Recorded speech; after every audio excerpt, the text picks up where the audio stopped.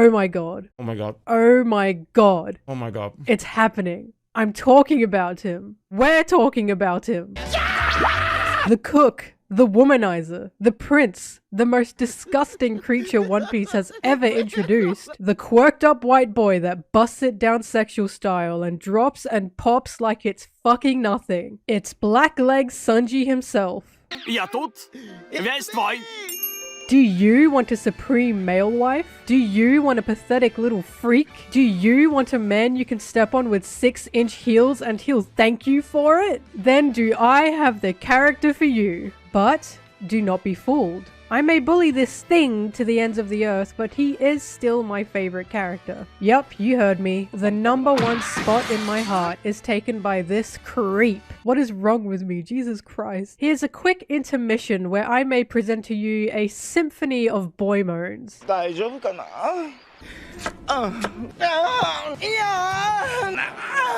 Yeah, I bet that one's gonna be hard to explain to your parents. There is a pattern with Sanji and his fans that I find absolutely hilarious, especially considering how he acts in the series. A lot of, not all, but a lot of Sanji fans tend to be women. Why is that? I have a bit of an idea, possibly due to the fact he twists and turns traditional gender roles just by cooking in a cute pink apron. He has his own version of masculinity, and that's charming in itself. He can also absolutely spread it, and there is nothing more alluring than a dude splitting his legs open. And in a suit, no less. The flair this guy has is unparalleled. Literally. Do you guys remember the absolute chaos that pursued when Oda dropped Sanji's 40-year-old design? I sure do. I'll never forget. For me, I like him because he's just so sad. I feel like I could poke him into a corner with a stick and then keep poking him with that stick until he cries. He's emotional, he's annoying, he's bratty, he's the type to say nothing's wrong when everything's wrong, and I kinda like him. Okay, I really like him. You have no idea the chokehold this stupid hairy twink has on me. I want to throw him into a bottle and then throw that bottle into a bag and then swing that bag around until my arms get sore. Although he'd probably like that, with how much of a freak he is. The title of this video compared to the contents must be giving you whiplash. I am so sorry. Before we really do start though, there is an elephant in the room we need to discuss when it comes to Sanji. He has a few jokes. Some of them are tasteless. I don't agree with nor laugh at all of them. If you're someone who thinks his character has been ruined by said jokes, I totally get that. I'm able to ignore them because I see them for what I believe they're meant to be, which is gags. Sometimes these gags overstay their welcome, but I do think it's a waste of a good character to hate him over some stupid jokes. Although sometimes, Toei, these jokes are added for no reason. I'm not pointing fingers, Toei Animation. I am not pointing fingers at Toei Animation. Please don't copyright me for this video. But yeah, Sanji has a few iffy moments, there's no doubt, and I really do get it when people give me a look for saying he's my favorite character in all of One Piece. Yet, as I said earlier, I think he's an extremely well-written character. And while I'm able to overlook bad gags, I'm unable to overlook the masterpiece that is the tragedy of this man. Now let's begin. There is so much balled up in Sanji. So much that I don't even know where to start. I know Sanji is an anomaly to many with why people like him, or with how people just don't get him, and I get it. I get it because if you don't like this guy, you're not going to look deeper with him, and if you don't look deeper with him, you miss a lot of what he's about. On the surface, Sanji just seems like, to quote Zoro, a dirty water imp. This is in my top 10 favorite insults Zoro has ever come up with, by the way. But in the same way Zoro just seems like a sword-wielding muscle man on the surface, Sanji is more than what his cover will have you believe. After all, if Sanji really weren't that deep, why would we have a whole manga special dedicated to him by another author? Why would we have not one, but 2 backstories? And why would we have an entire arc about him? And why, oh why, would his entire backstory be built up over the span of 18 years? I've seen quite a bit that people seem to think Oda hates Sanji, and I really don't know why that is, when I personally believe an excruciating amount of time, detail, and love was put into Sanji. Remember in my Zoro video when I said Oda is a master at show don't tell? His exceptional skill with this really comes through with Sanji. There are so many little moments with his actions, interactions, and emotions that creates an entire library of a character. Sanji is every character analyst's dream. He is his own iceberg. So where the hell do I even begin with him? Well, instead of in a castle dungeon or on an uninhabited rock, how about at the Baratier? Even better, how about we dissect the moment he watches the fight between Zoro and Mihawk? There's something incredibly interesting about his reaction to that fight, and something that immediately had me wanting to dissect his brain under a microscope. Throughout that fight, Sanji looks more and more agitated. He's confused as he watches it, he turns angry, and eventually breaks when Mihawk cuts Zoro. While Zoro's falling into the ocean, Sanji yells at him, "It's easy to give up on your ambition." Исход очевиден. Откажись от своих притязаний и живи. Это проще простого! Откажись и все! Now, why in the world would he say this? It kinda seems like an arsehole thing to say, especially when Zoro just lost a major battle. But he's not saying it out of malice. Quite the opposite, in fact. He's saying it because he is in complete awe. It's time to explain. Who is Sanji? Well, Sanji is introduced to us as the Baratier sous chef. He's violent, he's temperamental, he's moody, he's flirtatious, and he's got every kind of bad attitude you can think of rolled up into one. To put simply, what the hell is wrong with this guy? He comes across as a major asshole, rude to strangers, his peers, and his boss. But not rude to women, of course. Never rude to women. We catch a glimpse of a deeper part of his character when a marine lieutenant, full body, wastes his food. This angers him greatly, but it doesn't put aside the fact that he still lashes out to both full body and his fellow co-workers. He just feels like some bratty kid at this point, picking fights because he can. That is, until we meet Gin. Gin is a subordinate of Don Krieg, known to be one of the most terrifying men in the East Blue, and the Baratier chefs and customers kick this man out. They have all right to. He threatens their lives and holds a gun to their heads. No one shows this man even a hair of kindness, because why should they? He's pirate scum who probably deserves this treatment.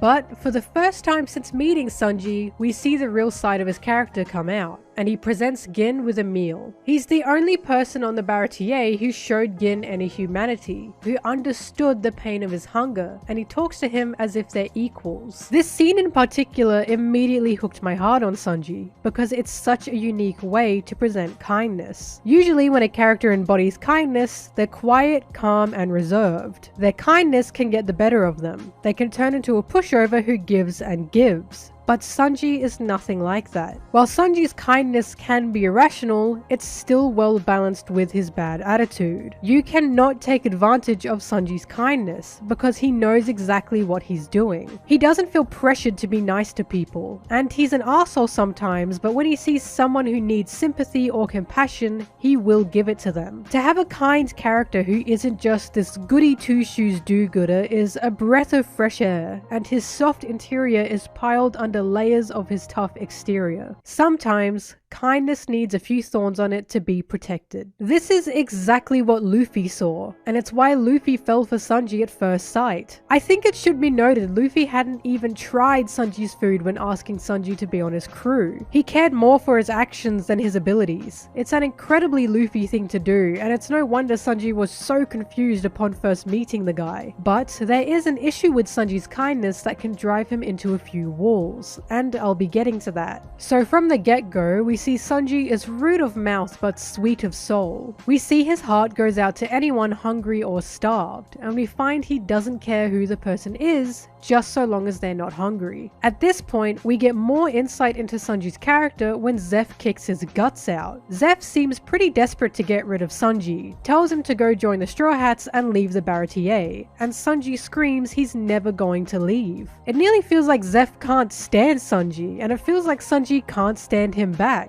It's an incredibly strange dynamic of constant fights and kicks, seeming dysfunctional in how it works. And there is no limit to Sanji's dramatic ways when he talks to Zeph. Старый хрыч. Я давно уже не разгильдяй!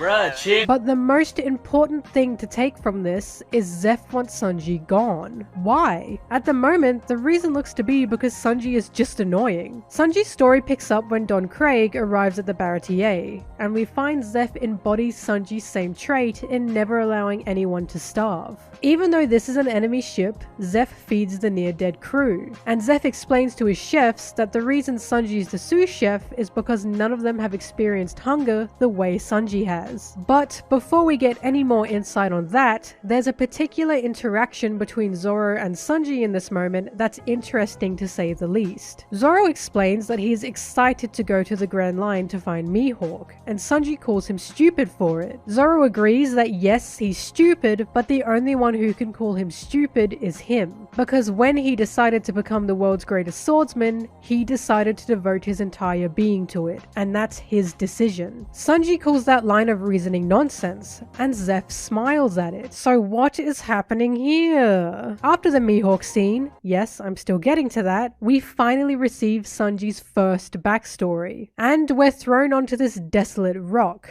We discover little Sanji had a dream of finding a grand ocean called the All Blue. Notorious pirate Zeph heard this, and he sacrificed his leg to save this kid due to having the same dream. Together, the two of them were stuck on a barren rock for 85 days. That's over 2 months for anyone who wants to put that into perspective. And Sanji's hunger eventually gets the better of him. He decides to try to go after Zeph's food when seeing his food bag is still full, even preparing to kill Zeph if he objects. But inside that bag is piles and piles of gold. Sanji breaks down because he just doesn't understand why a complete stranger would be so kind to him, to give him all the food he had, and we're told of Zeph's new dream of wanting to build a floating restaurant. The ocean is endless and cruel, and all Zeph wants is to help anyone trapped on the sea. Sanji promises to help Zeph's dream come true, and it finally clicks into place. Sanji has chained himself to the Baratier. He'd rather sacrifice himself for both Zeph and the restaurant than let it be destroyed nor leave it. And he's given up on his dream of the All Blue for Zeph. Not only that, the All Blue is constantly mocked for being a foolish dream that doesn't exist, and Sanji has tried to hammer into his brain that it's stupid, which is why when Zoro speaks his own stupid dream, Sanji mimics what the adults around him used to tell him. Конечно! Я тоже, ведь я морской волк! Врешь, как всегда. Что за дурость?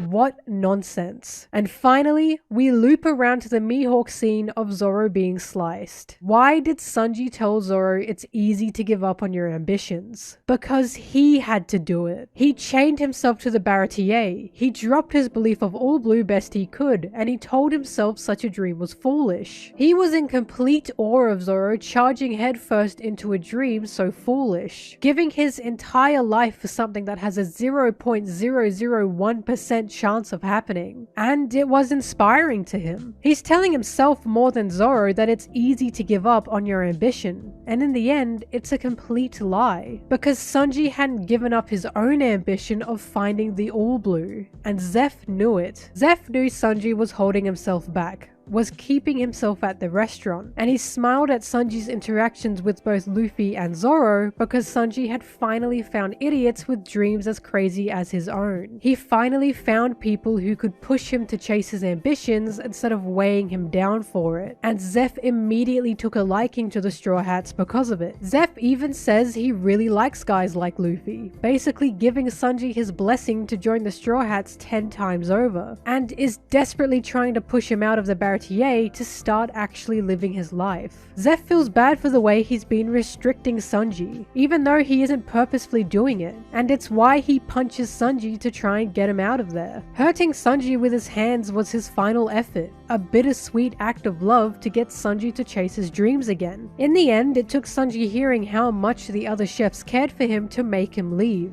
and Sanji finally joins the Straw Hats. It must be noted that after the Don Craig fight, after seeing both Zoro and Luffy's dreams becoming a reality, Sanji opens up about the All Blue. His passion has been reignited, and instead of Luffy telling Sanji what a foolish dream it is like everyone else had, Luffy happily listens to Sanji's ramblings of the Great Ocean. Let it be known, the reason Sanji had the courage to pick up his dream again is because of Luffy and Zoro, and Sanji encourages Luffy and Zoro to chase their dreams right right back. While the entire crew has big dreams, it's no doubt the Pirate King, the greatest swordsman, and the All Blue are the biggest and most ridiculous of them all. And it's why these three come together as a trio, because it's one crazy bastard after the next. So now we have an understanding of Sanji's dreams. We get the bigger picture of his morals and his kindness, but we also see something else about him that wasn't as heavily touched upon, and this is Sanji's self-sacrificing nature. Remember when I said his kindness has him running into a few walls? Yeah, this is it. With Sanji on the crew,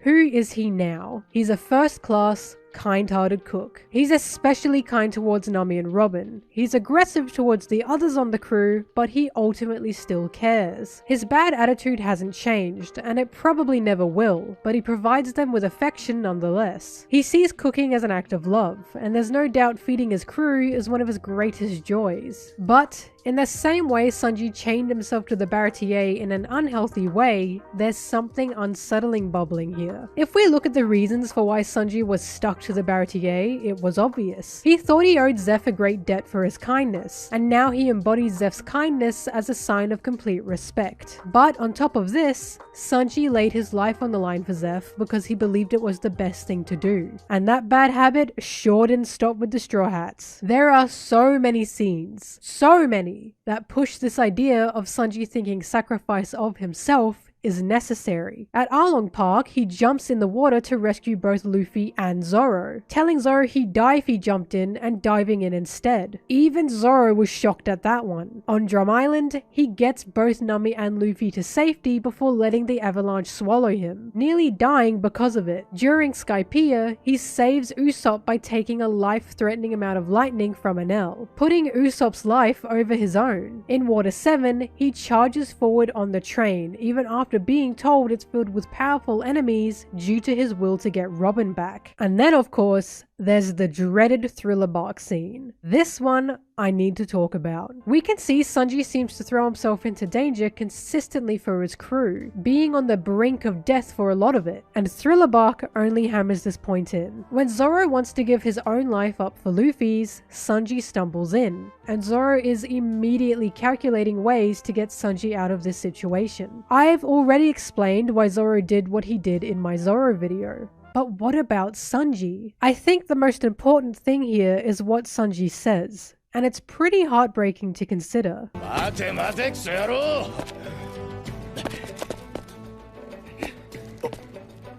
おめえが死んでどうすんだよ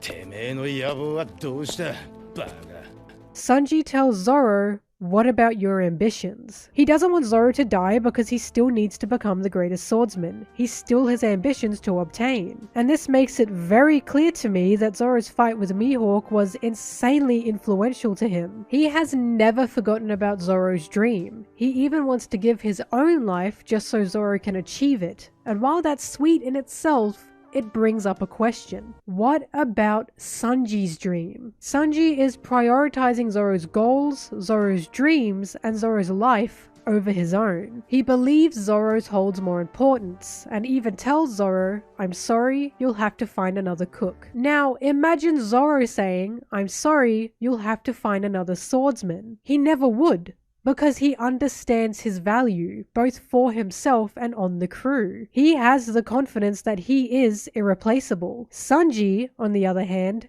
doesn't have this. While Zoro is giving up his life due to his position and his loyalty, Sanji is giving up his life due to having zero self-worth. I don't know if Zoro knows this, but his quiet anger in taking Sanji out to keep him safe sure speaks volumes. Either way, it's an upsetting thought, and when discovering Sanji's kindness has a tendency of hiding the real inner struggles he faces. This inner struggle being Sanji's refusal to be a burden. While being sweet at the start, Sanji seems to use his kindness as a cover-up. He gives and gives to those around him, especially those he cares about, but there's a festering darkness in this poor boy that he can't break away from. Instead of sacrificing his own life due to his lack of self-worth, he's doing it because he's kind. Or at least, he believes that's the reason. It's better for everyone, for him to give his all so the others can stay happy and healthy. And this might sound crazy to a lot of you since it sounds like I'm just digging for more depth here, but it's when we get to Whole Cake Island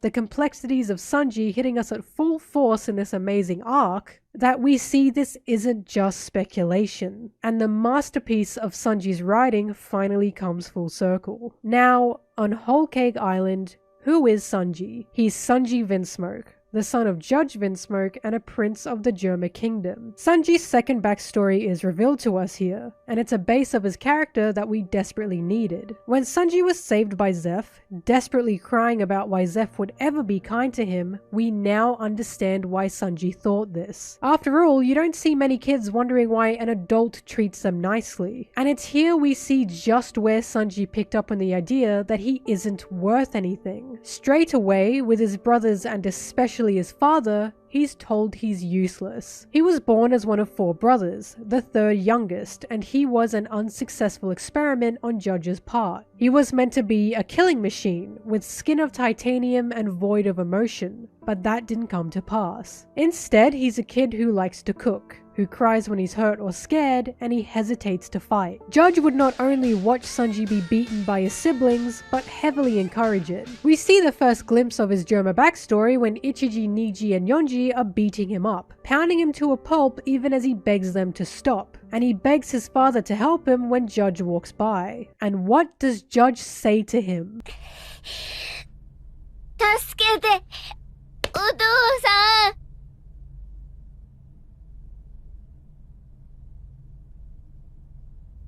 なぜだ?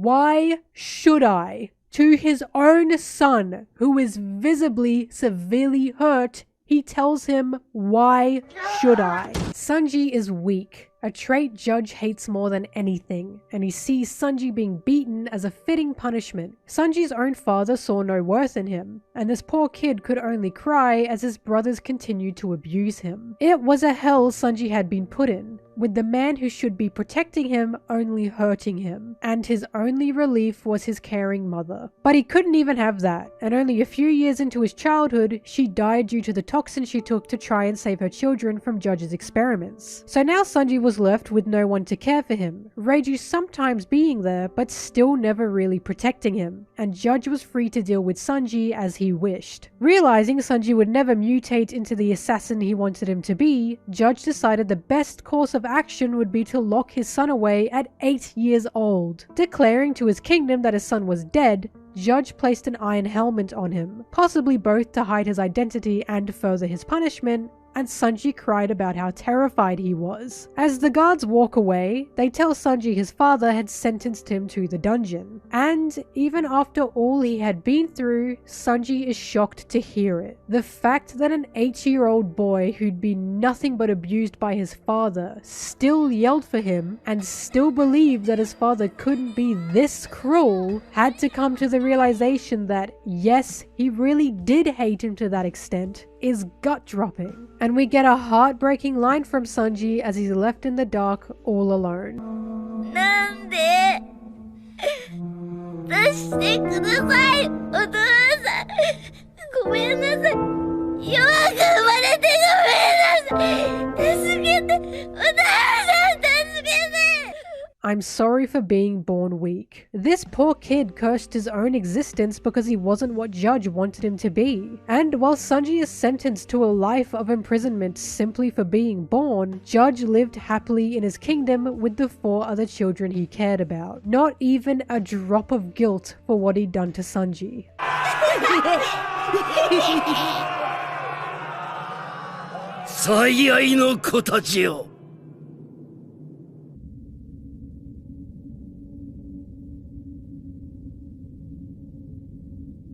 This, of course, is where Sanji finds out about the All Blue through his books, and we get a sense of why the All Blue became so important to Sanji. With his reality being as cruel and dark as it was, he needed something to cling on to. Even though the All Blue was written down as a fantasy, he still wanted to believe in it. And I need you guys to really think about that. This kid had been crushed and battered by his father. He lived a life that was void of anything with warmth, yet his spirit was strong enough to the point of still believing in the romanticism of the world. Even as a child, his human heart shone through, and there's a strength to that within itself. Throughout his life sentence, his brothers continued to beat and abuse him. They'd corner him in the cell for who knows how many hours of the day, and this is a torture I could never imagine. It's no wonder Sanji had a damn near panic attack at having to see his two older brothers again as an adult. That feeling of helplessness wouldn't go away easily, no matter how many years pass. With his dreams of the All Blue and wanting to be a cook,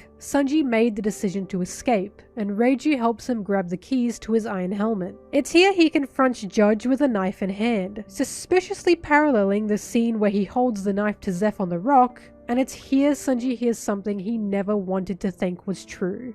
私がお前の父親であることは、絶対に人前では口に出さないでくれ。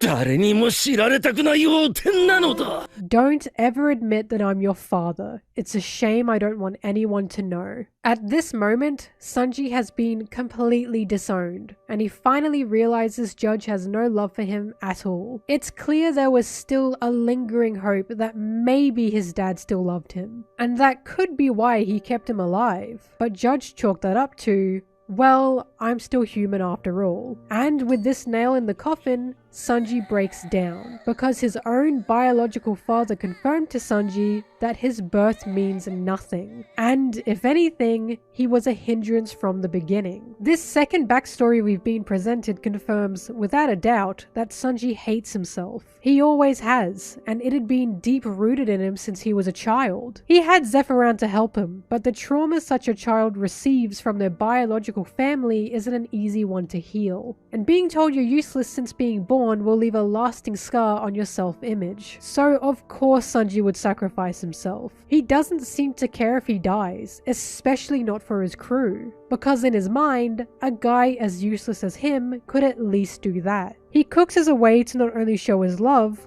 but to be useful, and one of his worst fears is being a burden to those he cares about. This is why he didn't ask for Luffy or the crew's help before going to Whole Cake Island on his own, and it's why he lied in his letter about running away to marry a girl with minimal explanation. He thinks it's easy to let him go, not realizing just how deeply Luffy and the rest truly care about him. Sanji thought the predicament on Whole Cake Island was his issue and his issue alone. He didn't want to involve Luffy because he didn't feel he was worth the time or effort, and we even get a painful scene of Sanji straight up accepting his own death upon finding out the true nature of the wedding. He was even desperate to the point of fighting Luffy off, wanting Luffy to hate him so no one but him would take the blame and be in Big Mom's line of fire. But of course, Luffy is extremely good at reading Sanji, and the second of visual hesitation was all Luffy needed to see Sanji desperately didn't want to do any of this. Sanji is happy with accepting Pudding as his wife halfway through the arc because he thinks, so long as his crew is disconnected from him, and so long as he's not a hindrance to Pudding in any way, his sacrifice can keep everyone safe. She was the only hope he had in this self-contained hell, and possibly the only love he had left considering he thought Luffy had given up on him at this point, which is why her true nature broke him. He heard her call him useless, annoying, and all the rest. The exact words Judge had used on him and continued to use on him, and even hears that Luffy and Nami had been captured and locked away. He finds out all of his biological family are to be executed, including him,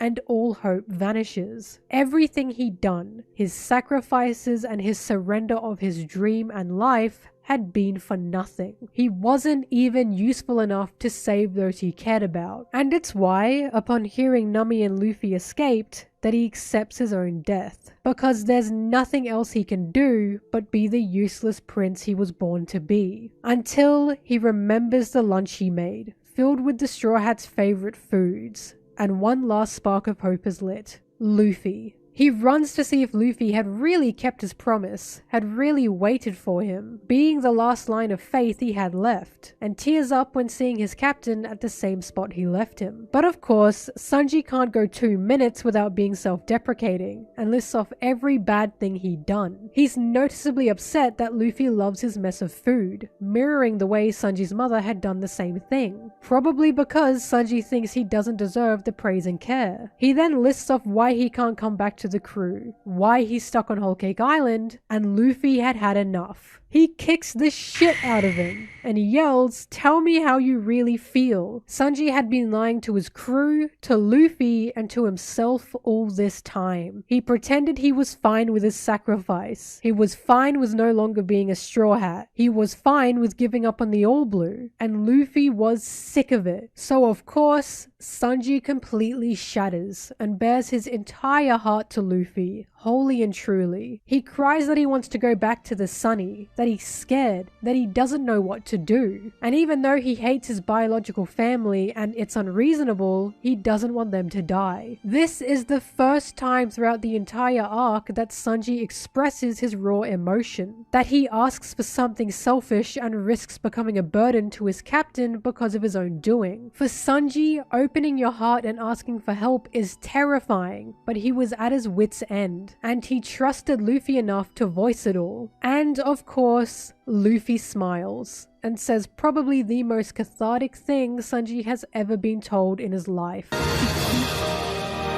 だってそれがお前だろ。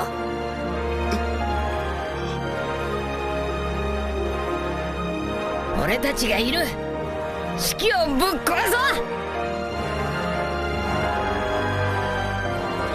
Well, that's how you are. I need everyone, you as well, in the back to read this line, to hear it, to understand it, and why this single-handedly saved Sanji. Since he'd been born, he'd been told he was useless, that his life had no worth. He was weak, he was over-emotional, and he just wasn't what he was meant to be. But when he shows all his supposedly bad traits to Luffy, his sensitive side, his over-emotional nature, his irrational kindness, Luffy just tells him, that's how you are. He completely accepts Sanji for all he is. For the first time since his mother's death, Sanji truly feels unconditionally loved, with no need for sacrifice. And the sun finally shines on Sanji's dark world. And it's all because of Luffy. They needed to kiss in this moment, man. I am sorry, but I think Sanji deserved it after all he'd been through. Whole Cake Island was a necessity for Sanji's character growth, because it pulled up the roots of the deeply planted seeds we'd gotten since the Baratier arc. There was an idea that Sanji had no self-worth, that his kindness stemmed from more than Zeph's influence. And it shows us why Sanji is so stubborn in following Zeph's example. It makes scenes like the Khalifa battle more endearing, with his insistence on refusing to hurt women feeling somewhat annoying during Water 7. But Whole Cake Island showed us Zeph was the reason Sanji decided to never hurt women. And it explained why he'd rather die than have Zeph be disappointed in him. It also proved to us his self-sacrificing nature stemmed from a place of self-hate, that he put others' lives above his own simply because he thought his wasn't worth anything. And he'd honestly been broken from the very beginning. This is why the scene in Wano of him yelling for Robin's help is so impactful, and it's nothing but positive character development. He's finally got the courage to ask for his crewmates' help, to trust in Robin's strength and believe in her care for him, and doesn't worry about being a burden to her. And of course Robin, being the absolute powerhouse she is, tells Black Maria straight up that she could never understand what it means to have Sanji ask for her help. And she's right. If you didn't know Sanji, you'd see this act of him screaming for Robin as something pathetic. But Robin is overjoyed at Sanji putting his complete faith in her, and this is a huge step in Sanji finally accepting the love of his friends. Although it doesn't change that Sanji's pathetic. And we love him for it. Whole Cake Island was the true unraveling of Sanji's character, from his insecurities to his acceptance. And he's incredibly fortunate to have a captain like Luffy loving him with all he has. We get another warm-hearted moment of Judge asking Luffy why he likes Sanji, and lists off everything he believes makes Sanji a failure. Luffy doesn't retaliate at all,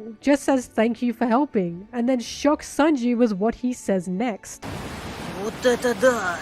Почему он ни с того ни с сего начал тебя расхваливать, Санджи?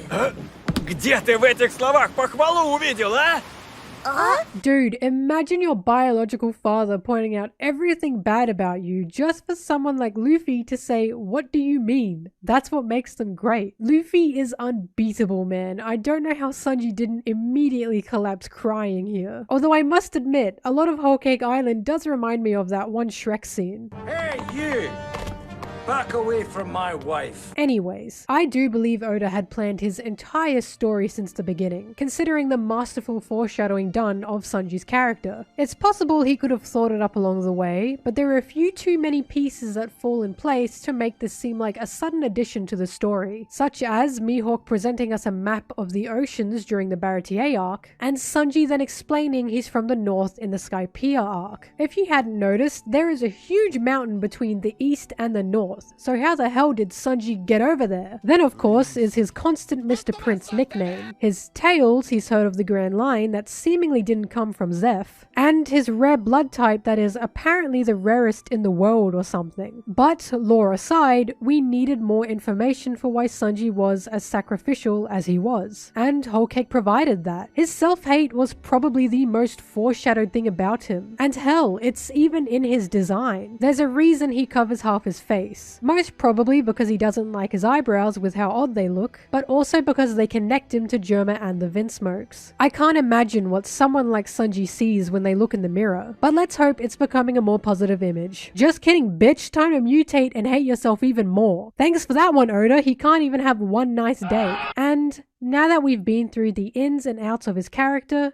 who is Sanji? Sanji is a man with a golden heart. He's Zeph's son, but most importantly, he's the Straw Hat's cook. And that's who he's now proud to be. Shamelessly and openly, he can be who he really is, knowing his crew and his real father will love him for it, no matter what. And this is why we love Sanji. He has a few iffy moments, his pervertedness can get the better of him, but he's a tragedy of a character nonetheless. And behind such tragedy can be hope. And Sanji held out until the sun could finally shine, now happily under Luffy as one of the wings of the Pirate King, the man who accepted him for everything he was, so he could start to accept himself. It's a Shakespearean story of love and sacrifice for his captain, his crew, and himself. And the emotions Sanji put me through has been a wild ride. And he's still putting me through them. I don't think it'll stop until he's dead in the ground. But I can say Sanji is definitely one of the best written characters in the entire series. I can't hate him. No matter what he does, I just can't find it in myself to ever dislike him. He's a little goofball and he can truly light up a scene with that big ol' smile of his. Sanji goes down in my heart as the #1 wife of the Straw Hats. And I truly hope Oda lets him find complete peace of mind in future arcs. And with that, thanks for watching. I already said it, but Sanji is my favorite character. There's so much to talk about with him. I honestly feel like I missed out so much, but this video was getting lengthy, so I needed to calm it down. I will definitely be talking about him again in future videos, and as always, let me know what you think. If you want to hear my thoughts on anything, One Piece or otherwise, please let me know. And I'll see you in whatever I make next. See ya!